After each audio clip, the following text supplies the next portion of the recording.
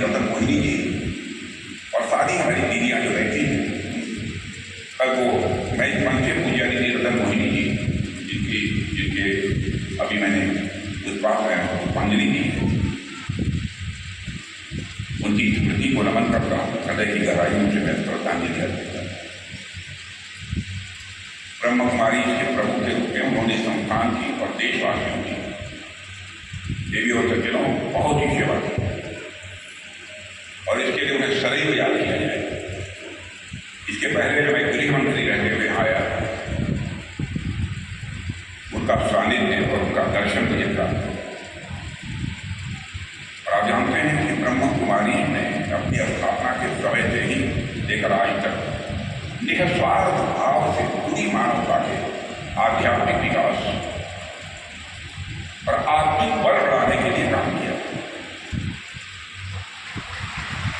और सिर्फ भारत में ही नहीं बल्कि दुनिया के 100 से भी अधिक ज्यादा देशों में आप लगातार अपनी सेवाएं प्रदान करते हैं।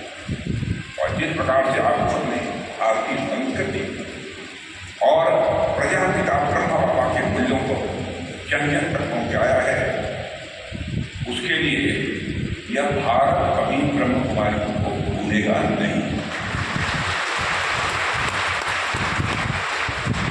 जो भी एक बार आपके सामने दिखाया, जो भी ऐसे स्थान है, वह उस इन स्थानों की स्पिरिचुअल वाइब्रेशन के ग्रिप में है, बाहर निकल ही नहीं सकता। यहाँ आने के लिए खुले हुए दरवाजे, जाने के लिए नहीं।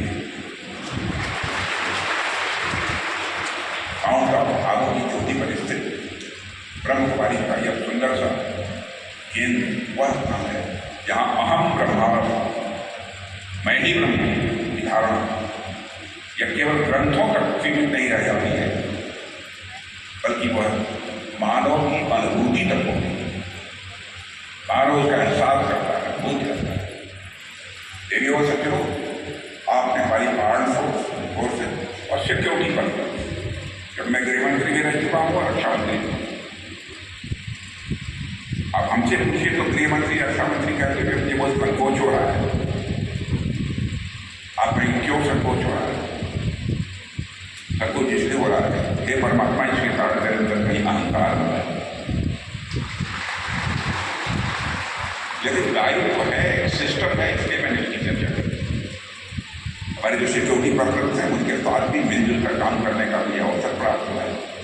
और आज हमारे जो आर्मी पर्सनल्स, आर्मी है, एयरफोर्स है, नेवी, उनके ऑफिसर्स और पर्सनल के साथ भी मिलजुल कर काम करने का अवसर प्राप्त हुआ।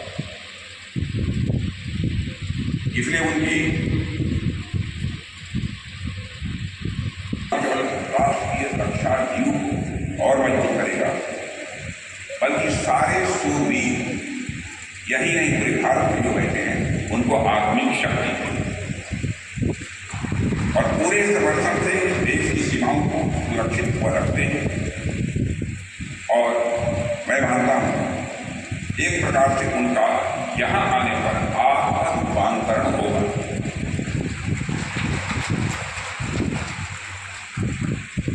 और मैं चाहता हूँ कि आना चाहिए, इच्छा है, कितना यह हो पाएगा ये परमात्मा जानता है। मैं चाहता हूँ कि आत्म रूपांतरण बीज है और राष्ट्रीय रूपांतरण उसका फल है। आइए आत्म रूपांतरण यहाँ होगा, करने का यह अभियान मैं मानता हूँ ध्यान, योग, सकारात्मक चिंतन और आत्म संवाद के माध्यम जब होटल सुनी कि मैंने देखा इस कार्यक्रम ठीक है।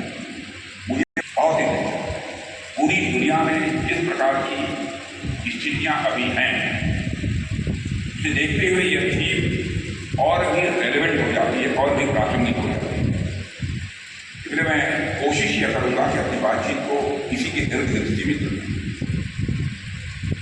साथियों, यहाँ तक भारत राष्ट्र का प्रश्न है, राष्ट्र के रूप में आज भारत चारों ओर से सुरक्षित और सुरक्षित यदि है, हमारे कारण सुरक्षित नहीं, ये जब बैठे हुए लोग हैं इनके कारण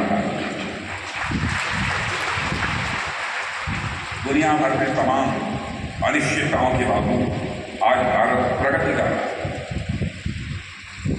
this is not a political statement. दुनिया स्वीकार करती है कि भारत प्रगति कर रहा है। आज के 10 वर्षों पहले दुनिया के देशों के 5वें स्थान पर पहुंच गया। मैं नहीं कह रहा, international firm, financial firm, highly reputed financial firm इस समय दावा कर रही है। अब भारत को कोई रोक नहीं सकता है। 2 वर्ष के बाद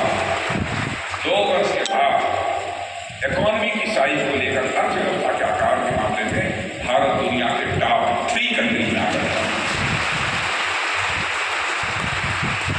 और मुझे लगता है कि शायद ये परमात्मा का आशीर्वाद हम सबको प्राप्त है, आप जैसे विदेशियों का आशीर्वाद प्राप्त है।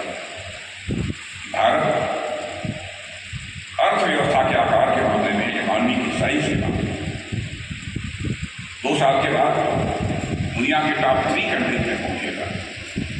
लेकिन मुझे लगता है आज़ादी के 100 वर्ष पूरा होते होते 2047 तक हमारा भारत